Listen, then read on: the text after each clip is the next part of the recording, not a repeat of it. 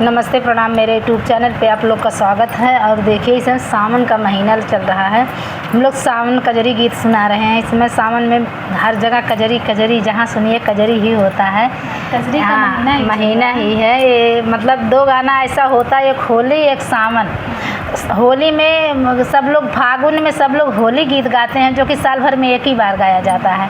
और सावन में सब लोग कजरी गाते हैं कि साल भर में एक ही बार गाया जाता है। और बाकी गाना तो हर समय चलता है। तो सुनिएगा आप लोग, बहुत सुंदर कजरी गीत हैं। आप लोग सुनिएगा, झूलिएगा गाना खूब गा गा के, झूम झूम के।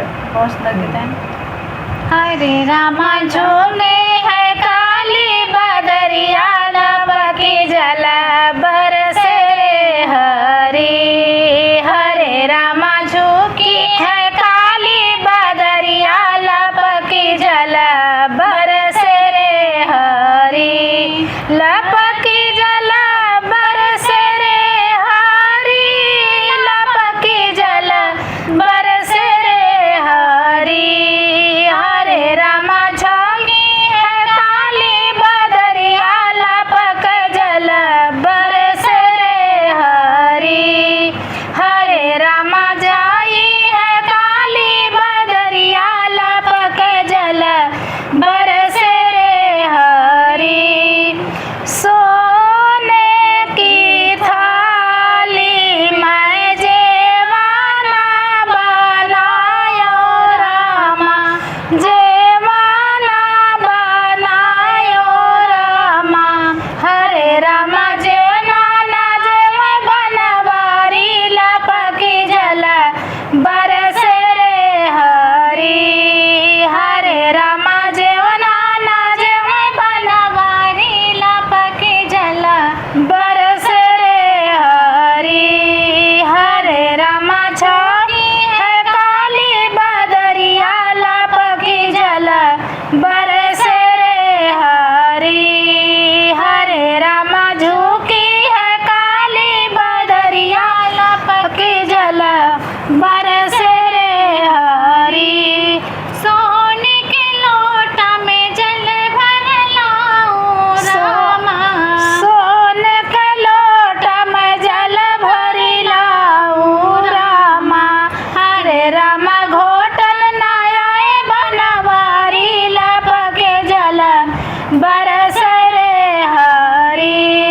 हरे रामा घोटल नायाए बनवारी, लपकी जल बरसे रे हरी।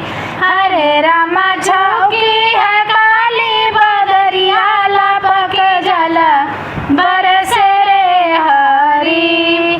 हरे रामा झोंकी है काली बदरिया, लपके जल बरसे रे हरी।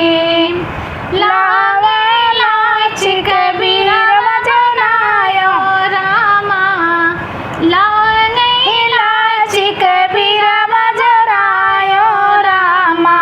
हरे रामा बिरवाना कुछ बनवारी, लपकी जल बरसे रे हरी।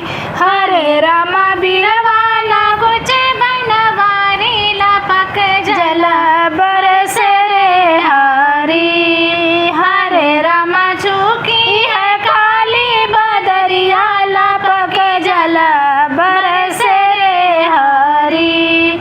हरे रामा झुकी है काली बदरिया, लपक जल बरसे रे हरी। तो सकता किया माँ से जिया लगायो रामा, से जिया लगायो रामा। हरे रामा सोवल नायाए बनवारी, लपक जल बरसे रे हरी। हरे रामा सोए नायाए बनवारी, लपक जल बरसे रे हरी। हरे रामा झुकी है काली बदरिया, लपक जल बरसे रे हरी। हरे रामा झुकी है काली बदरिया, लपक जल बरसे रे हरी। कैसा लगा मेरा ये सावनी कजरी गीत आप लोग सुनिएगा और सुन के लाइक सब्सक्राइब कमेंट ज़रूर करिएगा, बताइएगा।